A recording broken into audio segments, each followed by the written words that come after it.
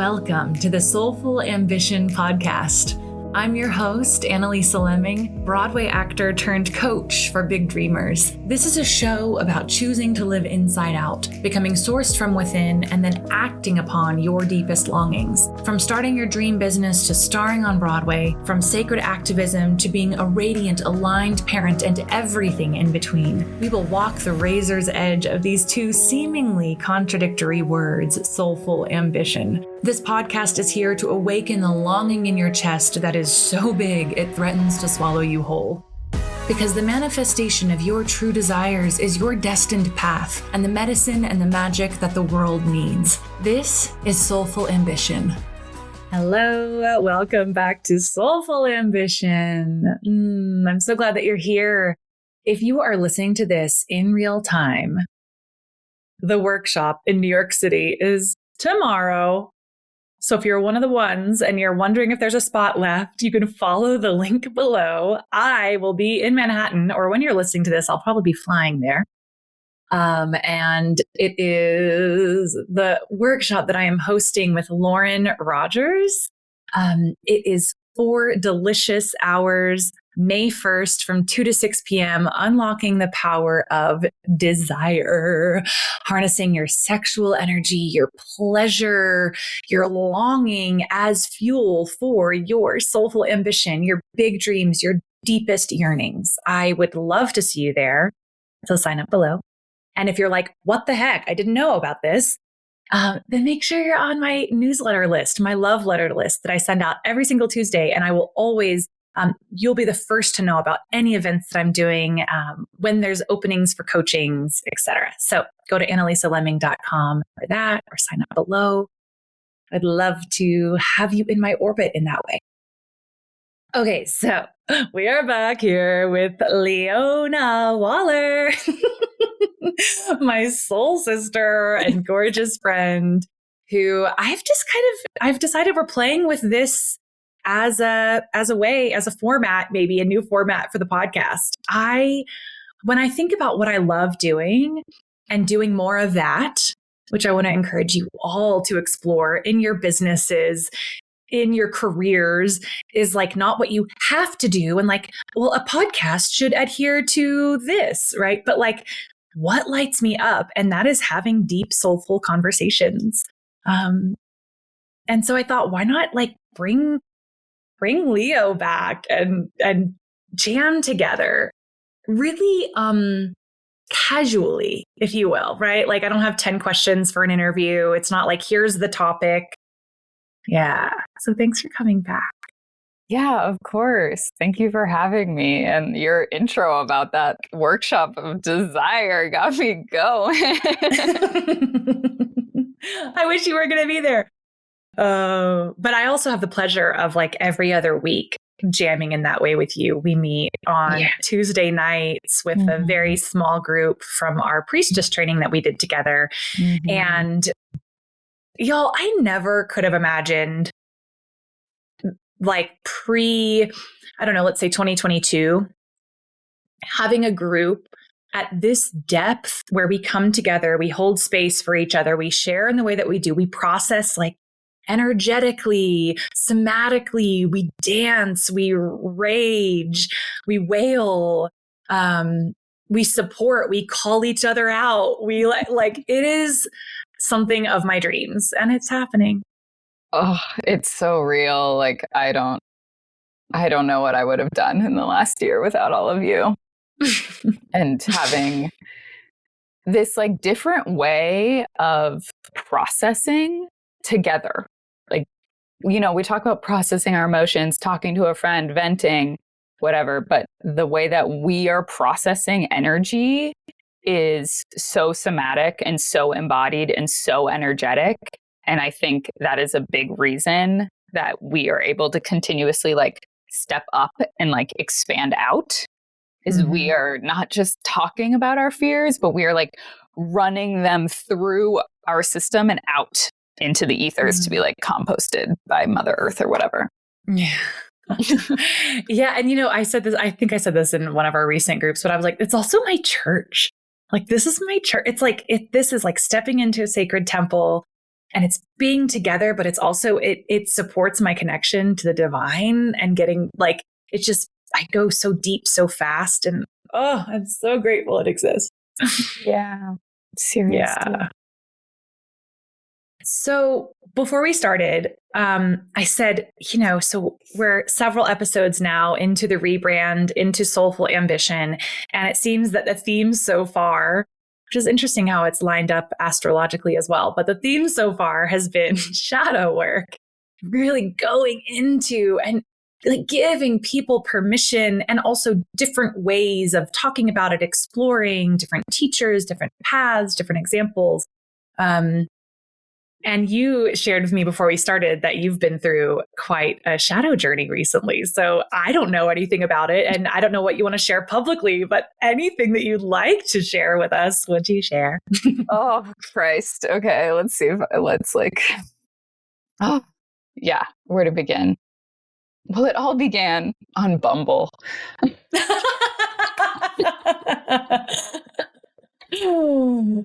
Just to make this story short, it's like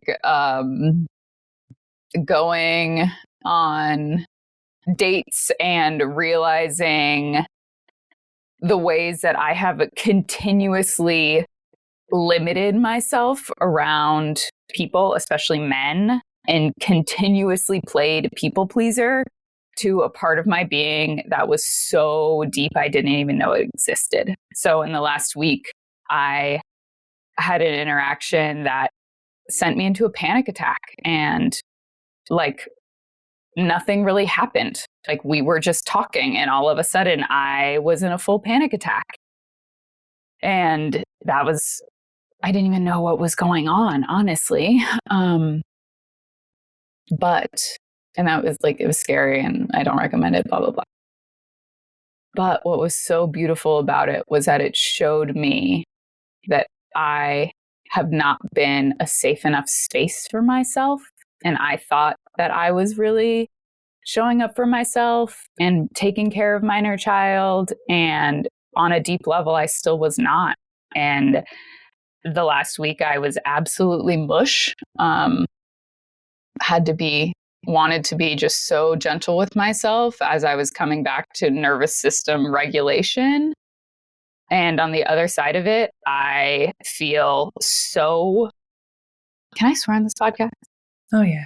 Wow, so fucking uncompromising about taking care of myself and putting my needs, my inner child's safety first. And the like layers and layers of people pleasing and fawning and caring if other people like me, gone out the window, shit out the back door, like absolutely jettisoned, not going to touch those again.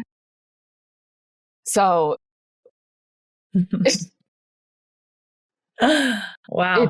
It's been a really wild journey. And honestly, like the thing that triggered it was so small compared to all of the shadow work that followed it. But not even on the other side, still kind of in the middle of that process. I wish I had needed to go that deep to figure out that I was still self-abandoning, but apparently I did. And so like now we're going to integrate all the lessons, and holy smokes, my spine has never been stronger. My ability to own my truth and to speak unpleasant truths to other people has never felt more rooted and honestly easier. Just like, this is what I'm doing, y'all. This is what we're here to do, is to show up, to not hide, to not play small, to not play safe. It's to be my full unapologetic self. So yeah, that's just a little bit. That's like Spark Notes. That was a long Spark Notes, but that's Spark Notes.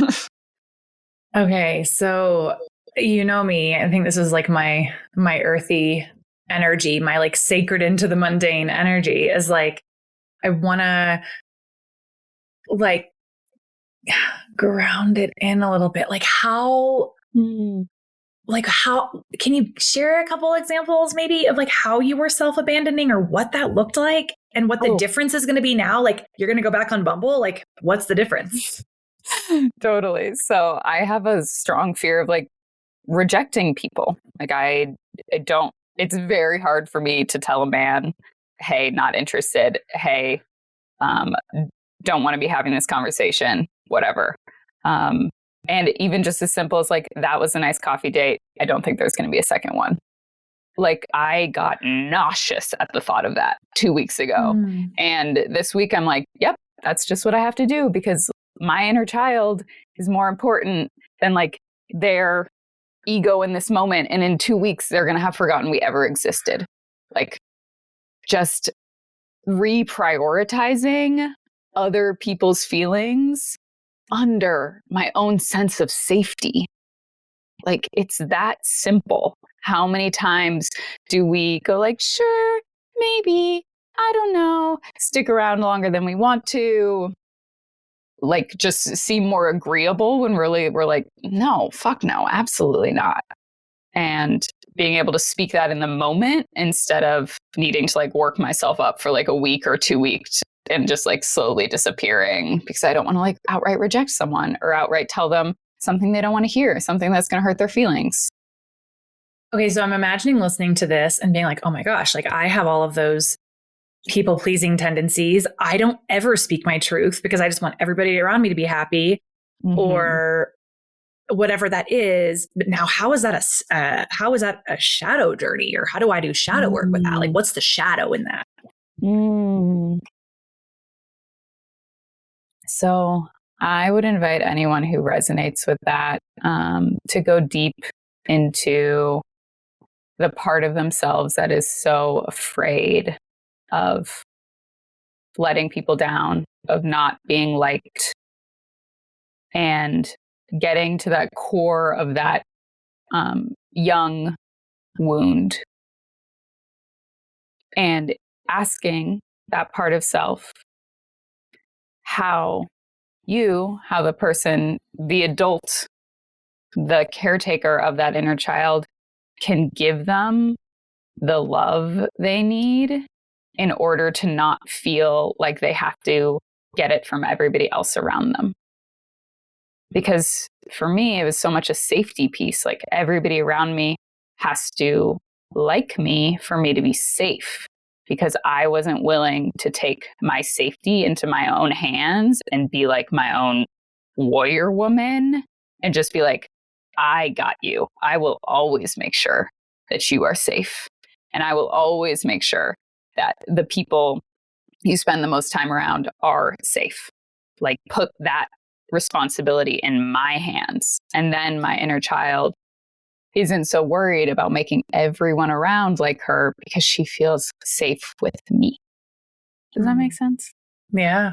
I would love to know how, like, because I know that you struggled with this also. Like, how do you do the people pleasing? What do you mean? I have never cared what people think about me.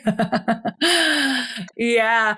Well, so I'm going into thinking about it from like career and big dream perspective right now. Like, that's what's coming up for me as I'm listening to you, because, well, yeah, that's the angle that's coming up in my mind, is like wanting to put ourselves out there in the biggest, fullest way, whether it's a podcast or writing a book, or, you know, writing a proposal for something, going on stage and doing it in this way that's not about like, what do they want? What does my audience want? Or what's like the right, like I was saying earlier, like what's the right way to podcast? Or but that part of me is so big that like wants to be liked and wants to belong. And so lately what I've been doing is like, when I sense her, I do want to like let her out. I'm like, give her a voice for a minute. You squash her down. And I'm like, you know, you should be more evolved than this, or you shouldn't care what people think. Or and just, you know, just the squash down. Yeah, that's my thing. And so like, I want people to like me. I want this to be good. And I want the followers, and I want the prestige. I want to keep everybody happy. And let's go really dark. Let's go really icky. Okay. Like, and when I have clients do this, it's so profound. When it's like, but like, I want to have the best audition. I want to be the best. Like, I want to be the most extraordinary. I want to, and there is something like just in saying that, it starts to like make me laugh. And I'm like, oh yeah, that's an aspect of me. And she's been like showing off since she was 8. She was the one on the trampoline that was like, everybody watch my toe touch, you know, or like that would be singing in the campground on the picnic table for the whole campground to hear. Yep, that was me. Yeah. And like, then I animate her and I personify her, and Tan, that is so freeing and so powerful and so endearing. I feel this like beautiful alchemization piece, because the way that you embody her, this like people pleaser, we'll call her, is so playful and so non-judgmental that it takes it out of the shadow, right? Like the shadow are the things that we shame and we judge and we don't want to see. And when you bring it out of the shadow and you're like, no, you can express, and you can express without needing to feel like you're hiding. Like you don't have to be like, oh, I'm so embarrassed that I want people to like me. Like, no, I want people to like me. Yeah. And just in letting, like feeling your energy and letting my body do that, it alchemizes it from an inner child part into like my fullness. Like, I want to take up space because I have something to share. I want to take up space because it feels good. I want to take up space because I want to be this big bright star, because like my heart just has so much fucking love to give. Like it fully transforms it for me out of that like into this like yeah, which is so cool because it's like this. Yeah, we've always had within us this desire to express and to shine. I think we all innately have that. All my 3-year-old says to me now is, Mom, watch this. Mom, watch this. Like that's it. That's his tune right now. And so it's like we all have this, and then we can fine tune or hone. Oh, I just went into ego, or like, oh, I just went into like the grippy because I need it. And then now I'm back into like, no, just I want to play this big and this full. Yeah, I love that you named that, because it does. It feels so alchemizing to play in that way and give that part of me a voice. And when did we decide that wanting attention was such a fucking shameful thing? Like, straight up. Again, like you said, your 2-year-old that's just love. They just want love. Right. Yeah. And then, and like, can you imagine being like, you shouldn't be a people pleaser? It's like that we are social beings. Of course, we don't want to like go around like upsetting everybody or like be like, I'm just going to be how I am and like, screw you all. Like there's got to be a middle ground there. Right. Totally. Like, that's part of fitting in being in a society so that we're not exiled. You're actually giving me a piece that I haven't found yet in like all the shadow work I've done in the last week around this, that the reason this was so hard for me to see was because I shame the aspect of me that wants attention so hard. Like I have, for my astrology girlies, my Chiron is in Leo. So shining and taking up space and asking people to pay attention to me is like deep core sludge. And so probably the reason that it was buried so deep for me and it took such a like massive nervous system reaction for me to see it was because I've been shaming it all of these years. Yeah. So what are a couple of stories around like why it's so bad? Well, you like, I mean, I can like give you my like family childhood trauma. like I was the big sister. I was the caretaker. I got accolades for just working hard and being quiet and taking care of myself. And whenever I wanted to take the stage, it was just frowned upon. It was shamed pretty straight up. So yeah, it's but there's a part of me that's so desperately wants that. Yeah. Yeah. You know, during Priestess training, this question came through me that is still so present to this day. And it helps align me so much. And it's like, is this desire to play so big my ego, or is it her with a capital H? Is it her desire to express through me? And anybody can replace that with anything, whatever you're, just when you think of nature and you're like, well, that oak tree is not embarrassed of being the tallest oak tree in the forest, or, the tulips aren't over here trying to like out tulip each other. Like, so is it nature? Is it just literally like how nature expresses? Like, I'm this big, beautiful ball of energy. Or in this moment, like, is it my ego that's like, whatever the thing is? Like, I always just find that so helpful, because I do think it's our natural, so many of us anyway, it's our natural tendency and it's our natural way of being. Yeah, I love that. And it just like hammers home this point that anything as a shadow isn't bad. It's just the things that we've shamed and repressed. And often, even when our ego is playing something out, it's just trying to protect those parts, the things that we have told the ego, those are shameful, don't do it. And it's like, okay, I'll put a lid on them. And so the more we can come into this curious, open-minded self-acceptance and like, okay, what do you want? Like, what do you really want? Just the less crunchy and the less confusing it all gets. Like, it can be so simple if we let it be. Yeah. So, okay. So to bring us into, I want to talk about main character energy, because for those of you that don't know, I'm just so into this right now. And if you go to my website, analisalemming.com, my free gift to you is my activating and unleashing your main character energy practice. So you can grab that and work your way through it. It's a couple days and it ends. You get a guided audio. It's 10 minutes and you can just like do it every day to embody and step into your main character energy. I love it. I was just working with a client and it was so cool because we're preparing for a big event for her.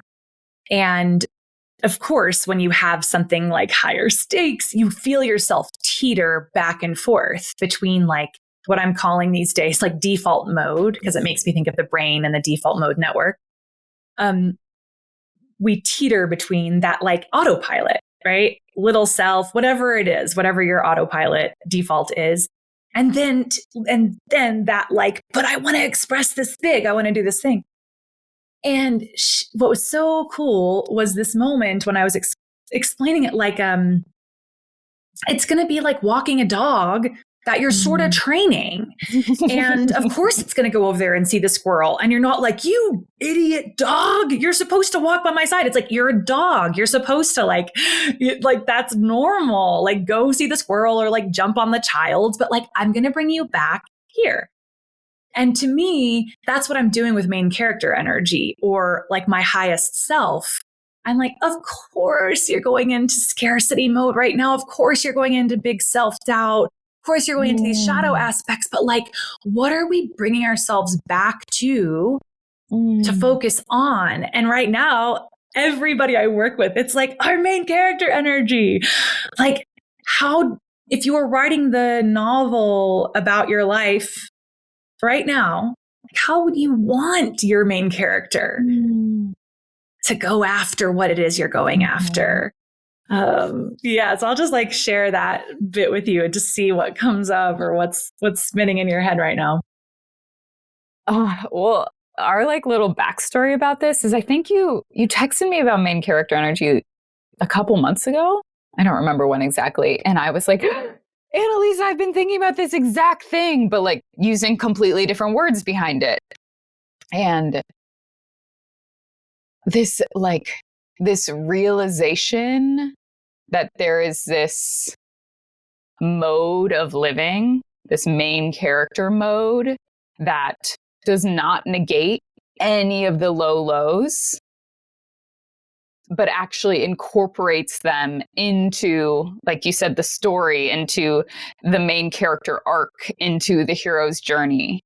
And there's a way of, at least it helps for me. I love like sci-fi, like Star Wars. I'm like, Luke Skywalker had some dark moments. Princess Leia was like Jabba the Hutt's weird slave for a little while, right? Like there are dark moments, but it's part of this bigger arc.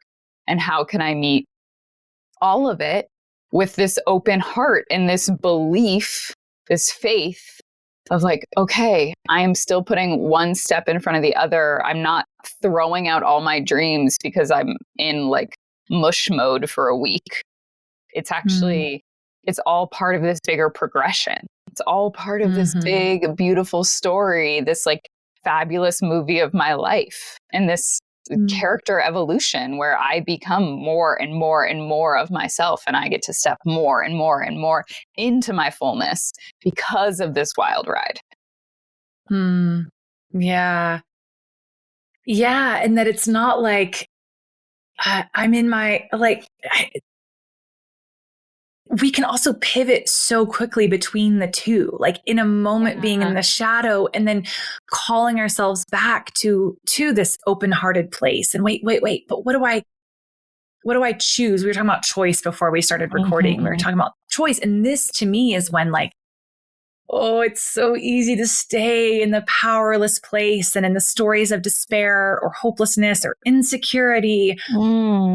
But when really most everybody listening to this at least, has so much more choice than we think, and to choose and, allow maybe something like this to be a practice, to play. You talked about something earlier about like, you do that so playfully. And that I feel the same way about this, like playfully, how would my main character, go down and make breakfast for my kids and be so present and open-hearted? And how would I record this podcast right now when I didn't feel like recording it today? I was feeling really icky this morning, the same as last time. But it's like, yes, but how does Earth Priestess Analisa, that's my current main character name, by the way, name your character. It's so fun because it can be such a quick drop in when you're in the moment and you're like, step into character. How would they go to this meeting? Oh, tell me. My main character, by the way, we've never even talked about this, but my main character name is Queen with Nothing to Prove. Ooh. Yeah. So if you were just like, I am, and you say her name, what happens in your system? Everything just gets so much simpler. Because for me right now, it's, I have my ego wants to prove so much. My ego wants everyone to look at me a certain way. And just to sit back and be like, I got nothing to prove. I get to just embody this queen essence without worrying if anybody else sees it or is picking up on it. Like, this is for me. It's for me. And to do that, I think I was going to ask you this because I know that you've also had like some ups and downs in the last week, like what that process really is. For me, it's like it's a sinking back, like a leaning back into her. And just noticing all the ways that I'm like pushing forward and trying to make people react to me a certain way or trying to make the external world fit a certain way and sinking back. But what's your process like in the moment when you're like, ah? I mean, there's something, even the word earth for me, when I say that, there's just like a feeling of feet on the ground, groundedness. I am part of Mother Nature. I am not separate from, I don't have to make the world spin. I don't have to make things happen. Like it's like a tuning into the natural rhythms and cycles. And I say all of that, and there's a part of me that's going, yeah, but Analisa, this last week, that was almost impossible most of the time. Yeah. And so I just want to be so real that it's not like, once I get my main character energy, then life is easy peasy. I really caught myself,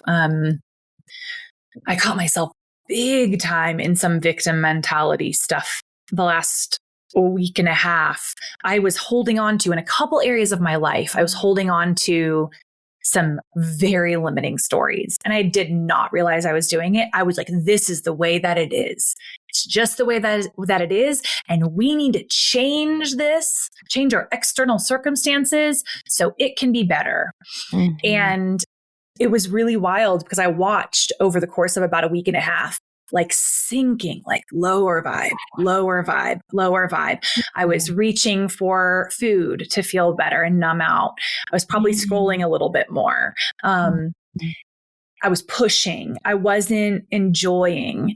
And then, you reach a tipping point. You reach a point where you're like, where something, it's just like, I've sunk deep into this enough. I think it was a conversation I had with somebody yesterday talking about something totally different. And they held a mirror back for me. And I was like, whoa, I have forgotten about the power that I have. And so this is where I'm at right now, which I've been sharing with a couple clients and my partner, is like, our brains are such incredible computers. And I have been giving my brain a problem, a very comfortable problem to figure out. I'm like, go to work at this, and it's comfortable to be pissy about and like, poor me. No more, no more, no more, no more. Let me give my brain some different problems to chew on. And right now I'm like, okay, so from my main character energy, Earth Priestess Analisa, like, let her come up with the question for my brain to solve. How can I blow my mind with what is possible in these two areas of my life that I'm not ready to share about yet? But like, how can I blow my little self, my default mode's mind on like what is possible? And immediately there's a shift. Immediately. I come back into resourcefulness and creativity and possibility and hope. That was not there for about a solid week. Yeah. Oh, yeah. I love that piece of just shifting modes, like shifting out of default mode. And you found this possibility space. I think for me in the last week, it was really finding this like gentle space, like this really self-nurturing space, but just noticing like, whoa, I've gotten swept away in a default mode in an old pattern. And it's taken me nowhere fast. And, I study with a Native American teacher, and he talks about the medicine wheel and working the medicine wheel, the hoop. And he's like, there are at minimum 7 solutions to every problem. And if you can only see 1 or 2, it's time to broaden your perspective. And I really appreciate that. Like, where have I been assuming there's only one way of getting through this, only one way of facing this? Yeah. And how can I blow up that box? Yeah. Oh, that's like, I want to surrender the one way that I think that my dream will be fulfilled. Like that it has to look like that.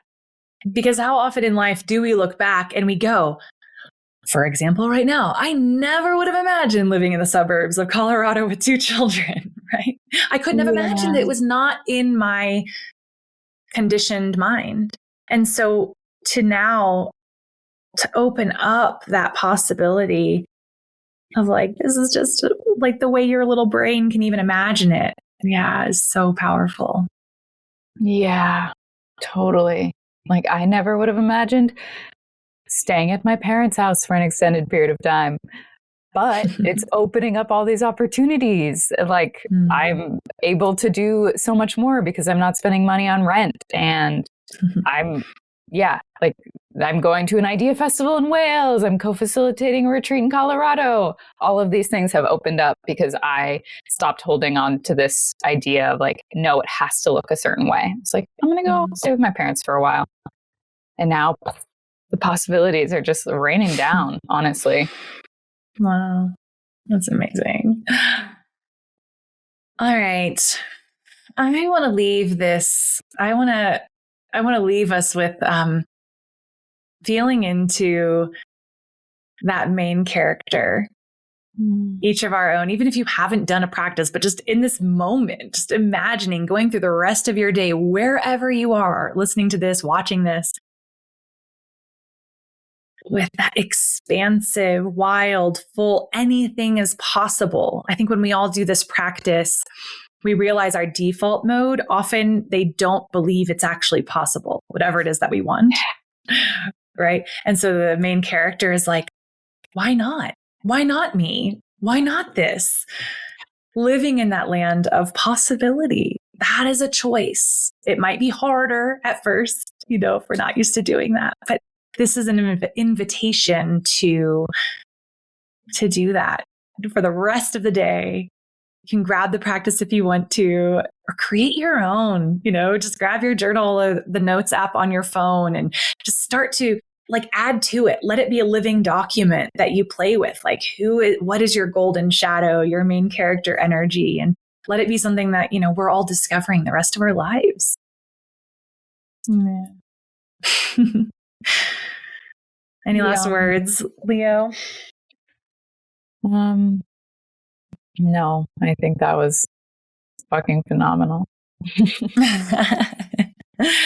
Thanks for being here with me. Thanks for jamming and playing and sharing your wisdom and your perspective on everything. And I cannot wait to hear in coming weeks how the Bumble journey goes from this new place.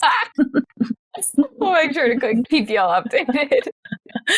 Yeah. All right, everybody. We'll be back here next week on Soulful Ambition. If you enjoyed this, share it with a friend, subscribe, all the things, give us some love, and we'll see you next week.